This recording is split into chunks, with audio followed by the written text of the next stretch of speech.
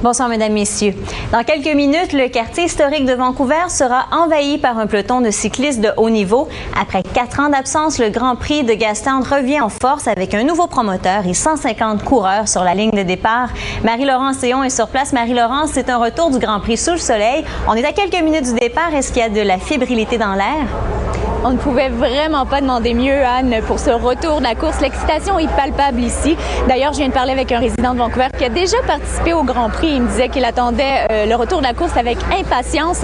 Donc, dans quelques minutes à peine, le coup de départ sera donné tout juste derrière moi pour les femmes. Elles sont 29 à participer. Ensuite, ce sera le tour des hommes. Les 120 coureurs quitteront la ligne de départ à 19h30. Et cette année, avec un nouveau promoteur, une bourse record de 15 000 $ pour le gagnant chez les hommes et la diffusion en direct sur le web, l'événement tentera de faire revivre ces jours glorieux des années 80-90. Tout juste devant la ligne de départ et d'arrivée se situent les bureaux de l'entreprise Global Relay.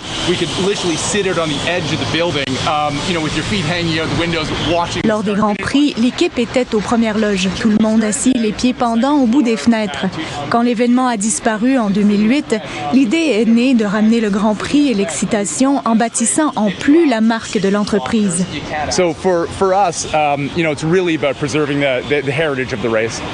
Mais le plus important, dit-il, c'était de conserver l'héritage de la course. Un héritage qui remonte au début des années 1970. Comme les pierres qui façonnent une partie de son parcours, le Grand Prix a emprunté une route cahoteuse. Les promoteurs sont allés et venus, et la course aussi. Les premiers Grands Prix ont attiré de nombreux jeunes cyclistes parmi les meilleurs en Amérique du Nord.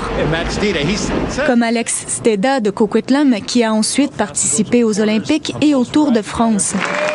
Il a remporté 2 fois le Grand Prix de Gastown, mais à son avis, il aurait dû en gagner 3. Mais un certain Lance Armstrong, 18 ans, ne connaissait pas ou ne se souciait pas des règles non écrites du cyclisme.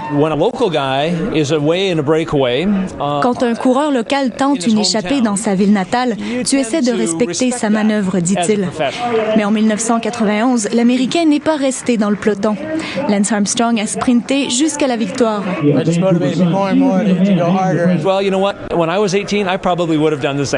Après coup, Alex Steda s'est dit qu'à 18 ans, il aurait probablement fait la même chose.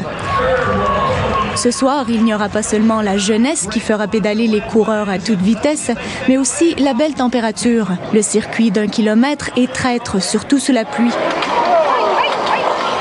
Il est très étroit et pavé de pierres par endroits. Rien ne garantit que le soleil empêchera les chutes, mais il réchauffera sans doute les ardeurs. 50 tours pour les hommes, 30 pour les femmes. À vos marques, prêts, partez. Marie-Laurence Théon, Radio-Canada, Vancouver. Vous avez peut-être remarqué le voile de fumée.